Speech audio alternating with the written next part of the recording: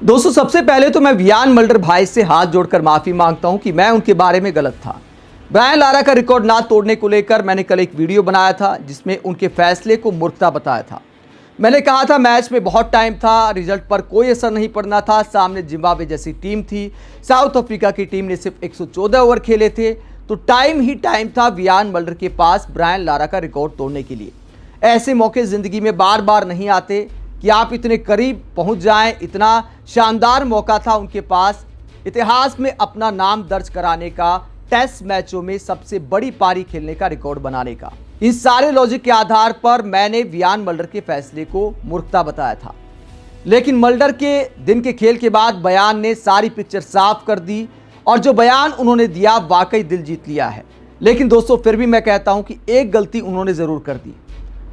Viaan Mulder ने जो महानता दिखाई है, जो बड़ा दिल दिखाया है, तो उनको दूसरे पायदान पर जरूर रहना चाहिए था, क्योंकि दूसरे पायदान पर जिस बल्लेबाज का नाम है उसने ऑस्ट्रेलिया की विरासत का लिहाज नहीं रखा।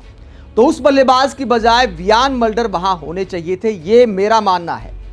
और क्यों होने चाहिए थे, क्यों मैंने ऑस्ट्रेलिया की विरासत की बात की, वो आगे आपको बताऊंगा। पहले मल्डर का बयान आपको सुनाता हूं। दिन का खेल खत्म होने के बाद शोन पोलक ने उनसे सवाल पूछा कि आपने लारा का रिकॉर्ड क्यों नहीं तोड़ा, आपके पास तो बहुत टाइम था। तो मल्डर ने क्या कहा, पहली बात तो हमने पर्याप्त रन बना लिए थे, और दूसरी बात यह कि ब्रायन एक महान खिलाड़ी हैं, तो रिकॉर्ड उनके नाम ही रहना चाहिए। उन्होंने 400 रन की पारी इंग्लैंड के खिलाफ खेली थी। इतने महान कद के खिलाड़ी के नाम ही ऐसा रिकॉर्ड होना चाहिए।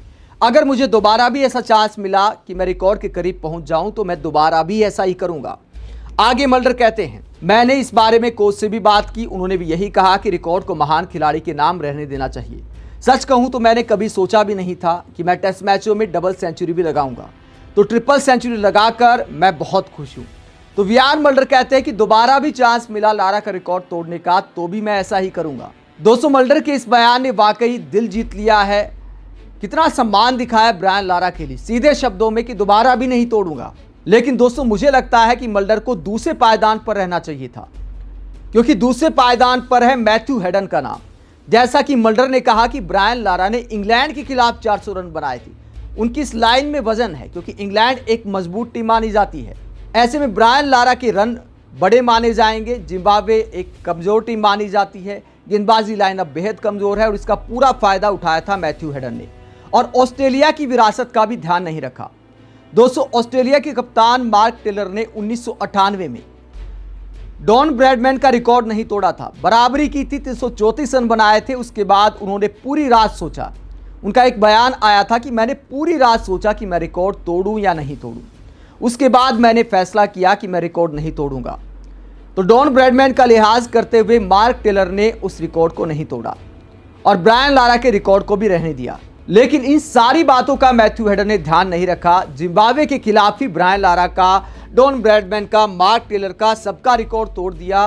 2003 में ब्रायन लारा के नाम 375 रन का रिकॉर्ड था सबसे पहले 1994 में। उसके बाद 1998 में मार्क टेलर को चांस मिला, उन्होंने नहीं तोड़ा। उसके बाद 2003 में मैथ्यू हेडन ने रिकॉर्ड अपने नाम कर लिया 380 रन की पारी खेलकर जिम्बाब्वे के खिलाफ। उसके बाद 2004 में ही, एक साल बाद ही, इंग्लैंड के खिलाफ ब्रायन लारा ने रिकॉर्ड को वापस अपने नाम कर लिया 400 रन की पारी खेलकर इंग्लैंड के खिलाफ। अगर टॉप 5 अब बल्लेबाज देखें तो 400 के बाद मैथ्यू हेडन के 380 रन, ब्रायन लारा के 375 रन, महिला जयवर्धने के 374 रन, और 5वें नंबर पर हैं वियान मल्डर। तो दोस्तों, मुझे लगता है कि मैथ्यू हेडन से ऊपर वियान मल्डर का नाम होना चाहिए था। साथ ही वियान मल्डर अगर दूसरे पायदान पर जाकर ऐसा फैसला लेते और ज्यादा महान कहानी ये बन जाती। आप इसे लेकर क्या सोचते हैं, कमेंट बॉक्स में अपनी राय जरूर दें। साथ ही देखते रहे पब्लिक मीटर, चैनल को सब्सक्राइब भी करें। नमस्कार।